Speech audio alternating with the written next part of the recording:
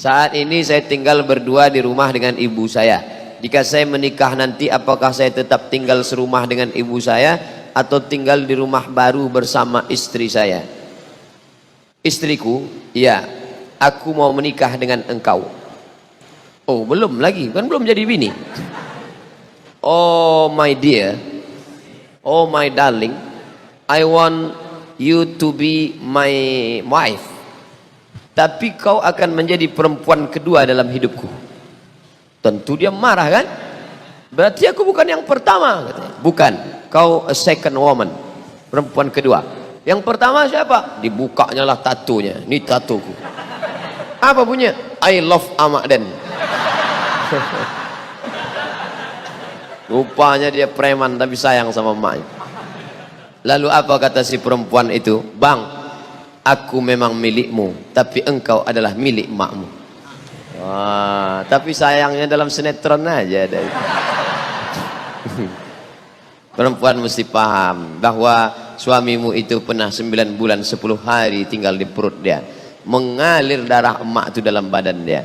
Jangan sampai emak itu membawa HP ke toko servis HP. Tolong kau tengokkan HP ku ini, koh, kenapa anakku tak menelpon? Mungkin HP ini rusak.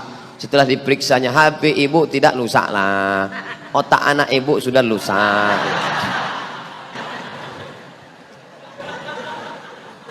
Jangan sampai datang mak tuh ke rumah kita mau meminjam duit 100.000 untuk buka puasa. Tak berbuah sawitku nak, pinjam duit kau 100.000, aku nak buka puasa. Kejap ya mak, ku tanya biniku dulu. Saya pernah membaca sebuah hadis mengatakan, janganlah kamu berkata bohong hanya untuk membuat suatu kaum tertawa. Celakalah dia, celakalah. Tapi ada teman saya mengatakan Nabi pernah berbohong saat bercanda dengan sahabatnya. Beliau menutup mata sahabatnya dan berkata, andai saja kamu laku dijual. Kata teman saya, sahabat Nabi itu adalah seorang budak. Dari situlah dia mengatakan Nabi pernah berbohong saat bercanda, karena mana mungkin seorang budak tidak laku dijual. Wa ana la akdzib, aku tak pernah berdusta, kata Nabi. Sifat Nabi 4, siddiq, amanah, tabligh, fatanah. Nabi tak pernah berdusta. Kalau begitu Nabi tak pernah bercanda. Nabi bercanda. La yadkhulul jannata ajuzun, tak masuk surga nenek-nenek. Menangislah nenek-nenek mengaduk ke Nabi. Jadi aku tak masuk surga, kata Nabi. Nabi tertawa menengok nenek tak masuk surga. Kata Nabi, bukan nenek-nenek tak masuk surga. Nenek-nenek yang sudah 70 tahun ketika masuk surga muda balik menjadi 30 dan 33 tahun. Karena tak ada gunanya masuk umur 70 dikasih kacang goreng, apa mau dikunyah? Jadi dan tua-tua kau muda balik.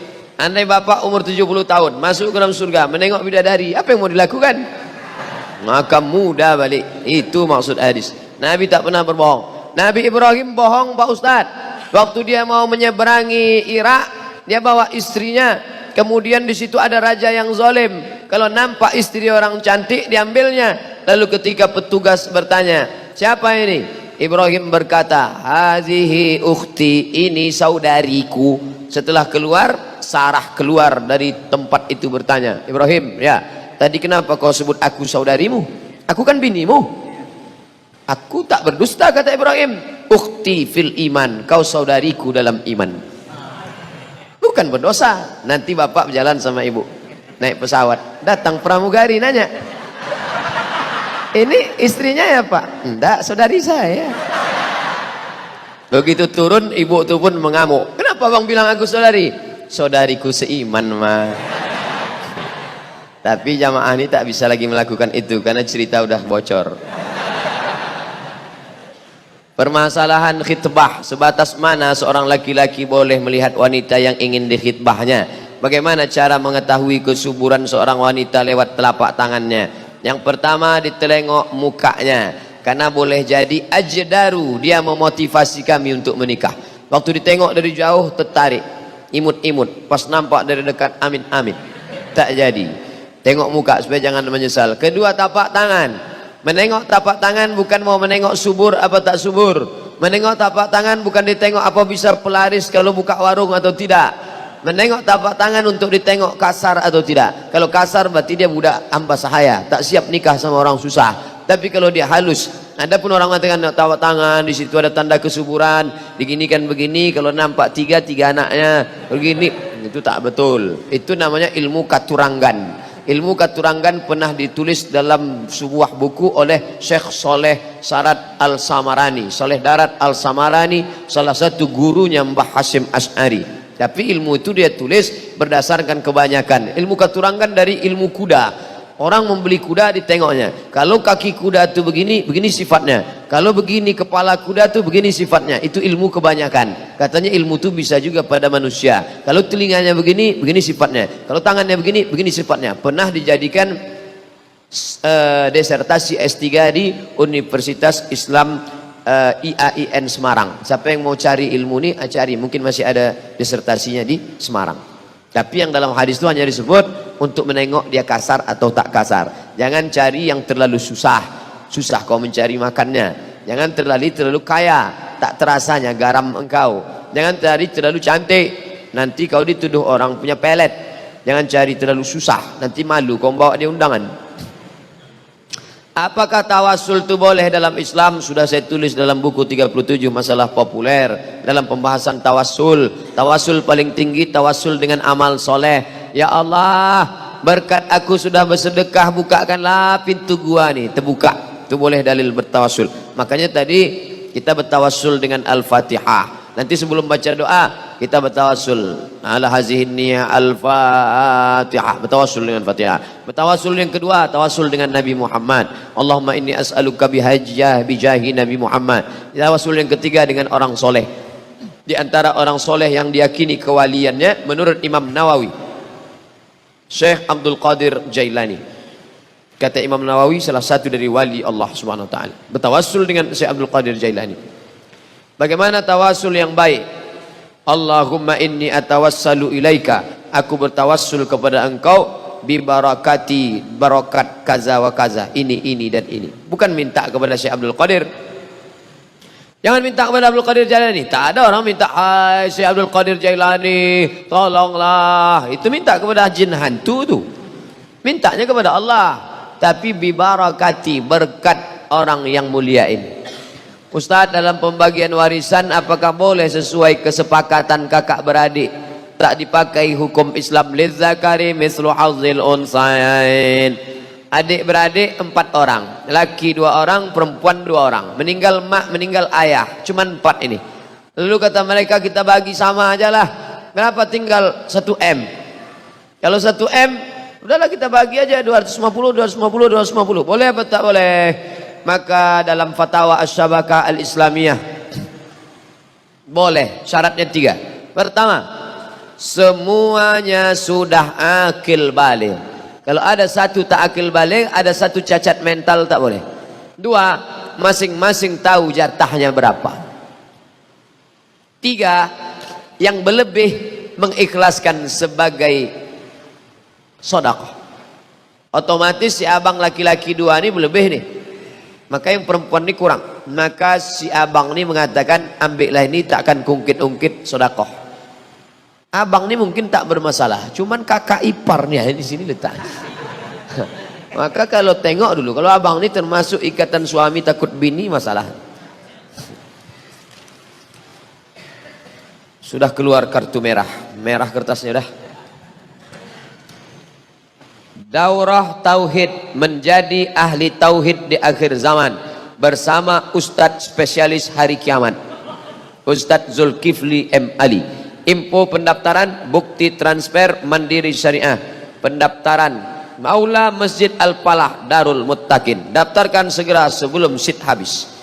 Itu tak ada dari saya aja tambahan.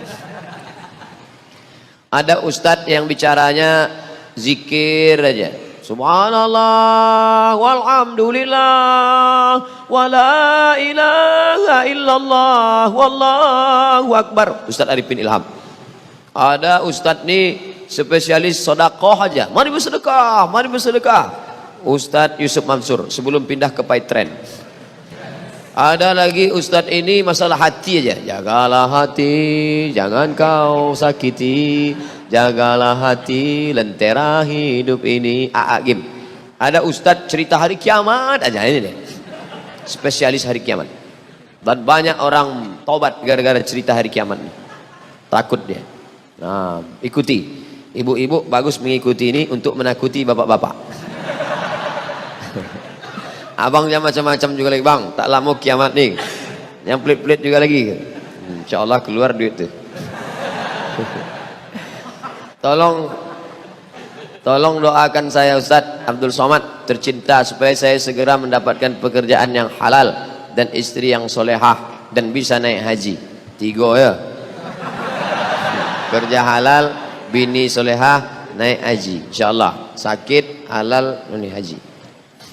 Ini request. Apakah sudah pasti jadwal Ustadz tausiah di Labuhan Batu? Insyaallah. Asal panjang lah umur. Tolong update info tempatnya Pak Ustadz. Tempatnya di pusat kota tuh, di halaman kota tuh. Kata orang yang mengundang begitu, bahwa nanti hujan pindah ke tempat lain, tengok-tengoklah. Mana saja batasan yang dilihat dalam nazar ketika proses ta'aruf? Muka sama tapak tangan. Muka sama tapak tangan. Siapa yang melihat? Apakah calon suami? Iya, calon suami itu. Tengok. Kalau dia tak mau menengok, maknya disuruh. Mak, tolong mak tengokkan muka dia. Entah bercacat, entah makeupnya tebal, bedak KD 3 inci. Suruh mahram kita menengok. Ada sebagian laki-laki tak mau. Aku tak mau menengok. Tengokkan orang yang soleh menengok. Pastikan ibu anda sudah ganti kacamata. Kemudian bagaimana cara mengetahui kesuburan seorang wanita melalui telapak tangannya? Itu carilah orang yang tahu tentang masalah subur tak subur. Kalau tak dites mana tahu kita subur tak subur. Fankihu ma taba lakum minan nisa'i masna, nikahi 2 orang, wa sulasa 3 orang, wa ruba 4 orang. Bukan disuruhnya 1, 2 dulu. Tak juga subur 3, tak juga subur 4. Fa in khiftum alla ta'dilu, kalau kamu khawatir tak bisa adil, fawahidah, only one, cukup 1 saja.